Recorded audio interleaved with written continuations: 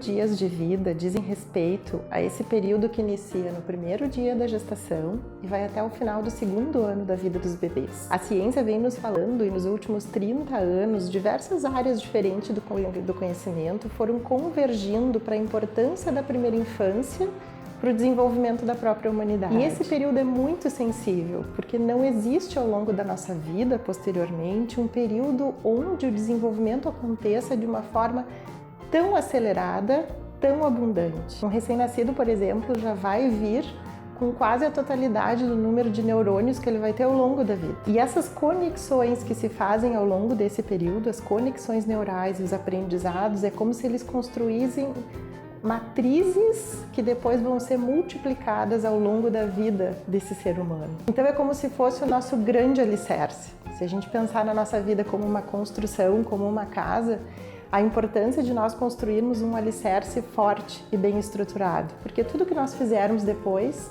vão ser como as reformas. É bem mais difícil refazer quando a base não está bem sedimentada. Esses 1000 dias incluem o período da gestação, que seria ao redor de 270 dias primeiros da vida humana.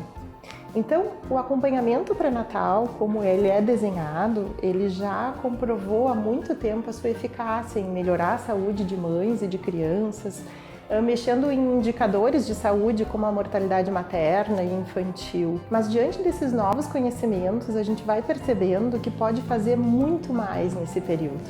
Então, claro que é muito legal a gente preparar um enxoval do bebê, a gente escolher o quartinho, a gente ir preparando essas coisas físicas que até nos ajudam a aproximar dessa nova realidade da paternidade e maternidade. Mas olha que bonito se nós pensarmos que ao longo desse período, um bebê já está desenvolvendo os seus sentidos, que lá no final do segundo trimestre ele já é capaz de nos ouvir. Então nós já estamos estabelecendo conexões e alimentando a formatação desse ser humano. A gente pode cantar para um bebê, a gente pode ler para um bebê.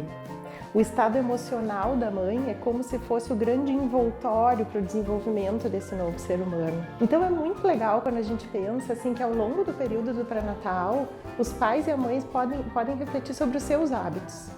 Tudo que a gente expõe o ser humano na fase inicial está favorecendo o seu desenvolvimento. Então, o que eu me alimento, como eu me relaciono, as exposições que eu tenho em relação à saúde, as relações que eu estabeleço, as emoções que eu mais cultivo, tudo isso está construindo quem o meu filho vai ser também. Então, se eu puder me autoconhecer, investir no meu autoconhecimento e buscar ser aquilo que eu gostaria que o meu filho fosse, eu estou construindo as bases do desenvolvimento dele. Então é muito legal, é muito bonito a gente pensar que cada gestação que acontece, cada bebê que nasce, a humanidade está se renovando. Nós vivemos um momento em que grandes agências internacionais, como a Organização Mundial da Saúde, o Banco Mundial, a Unicef, organizações das Nações Unidas, estão fazendo forças cooperativas porque já entenderam que o caminho para que a gente consiga plantar prosperidade econômica, financeira,